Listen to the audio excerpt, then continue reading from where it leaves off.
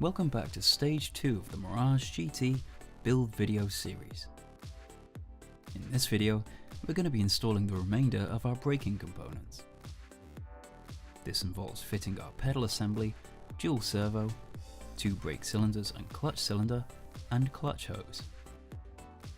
As usual, a full list of the torque settings for this video can be found on our website using the link in the description below.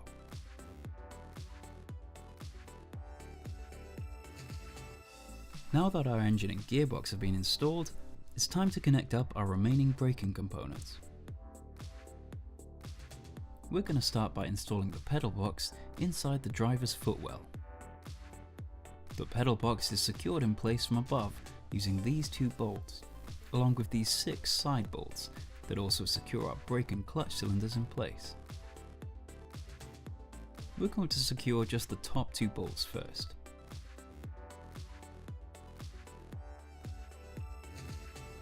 Notice how the locator for our accelerator cable has been positioned to protrude through the chassis. This will be connected up to the throttle bodies in a later video.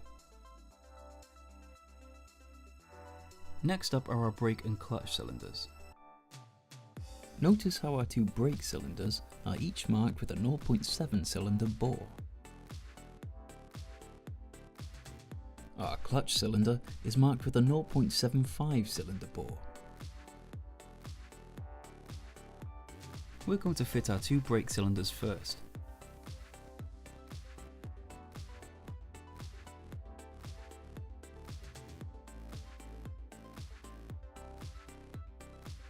And now we can fit our 0.75 clutch cylinder.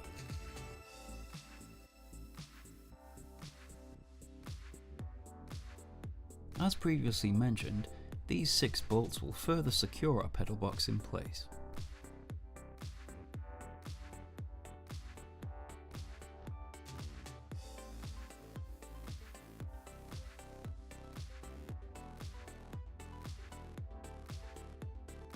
Now that our cylinders are securely in place, we're going to connect our fixed brake lines and clutch line to the cylinders.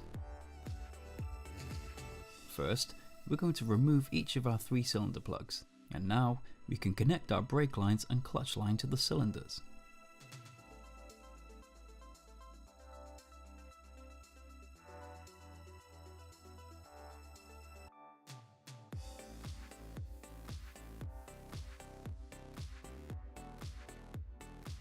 Once these pipes are secure, we can now fit our brake fluid level senders.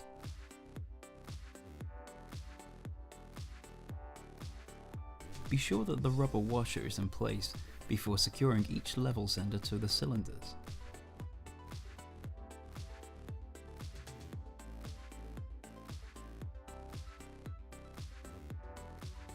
Once in place, these can now be connected up to our wiring loom and secured using some additional cable ties.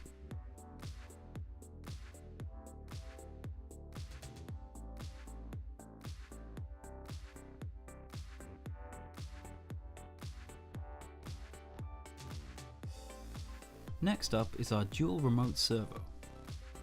Be sure to position this with the vacuum pump facing the left hand side of the chassis and secure it in place with the 4 bolts provided.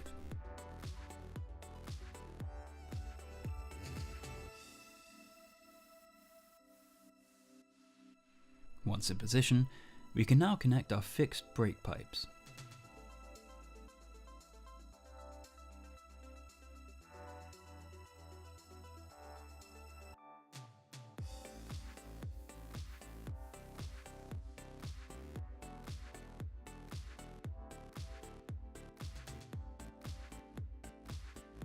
Next up is our clutch pipe. Our clutch pipe will be connected to the fixed clutch hose and travel down into the clutch slave cylinder, which is located next to the gearbox. We're going to start with the slave cylinder end first, and it may be best to install this from underneath our chassis.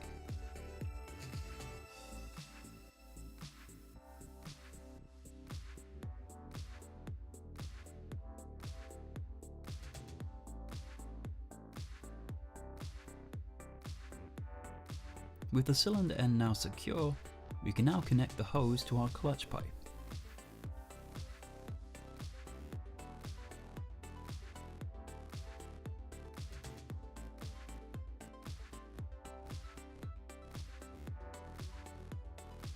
Now that our clutch hose is in place, it's advisable to secure it to our wiring loom or battery cable using an additional cable tie. This will help to keep all of our connections neat and tidy. We're now ready to move on to connecting our brake and clutch pedals to our connecting rods, which feed the brake and clutch cylinders. It's important to remove the reservoir caps at this stage, as this will prevent any pressure being applied when compressing the cylinders. Once our connecting rods are secured in position, we're going to secure them by tightening each of the locking nuts for now, as we will be able to apply our final adjustments to the balance bar in the later stages of our build. With our pedals and connecting rods now securely in place, we can now fill our clutch and brake reservoirs with fluid in preparation for bleeding.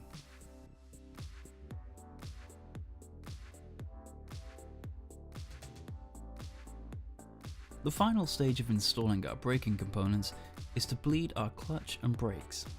We do recommend using an extra pair of hands for this stage, and be sure that the work area beneath your chassis is prepared to prevent any damage from excess fluid that may be spilled. We're going to start with our two brake servo valves. We start the bleeding process by opening the valve before applying full pressure to our brake pedal, which forces the air out of the braking system, and with the pedal still held in the down position, we can now close our valves once again, before finally releasing our brake pedal back to its original position. We will need to repeat this process until all of the air has been forced out of each section of our braking system, before moving on to apply the same bleeding procedure to each of our front and rear brake calipers.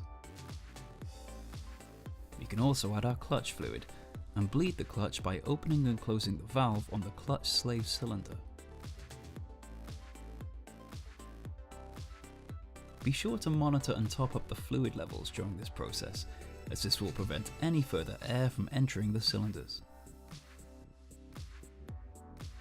With our clutch and braking components now in place, we can now attach the top panel of our pedal box using the two bolts provided.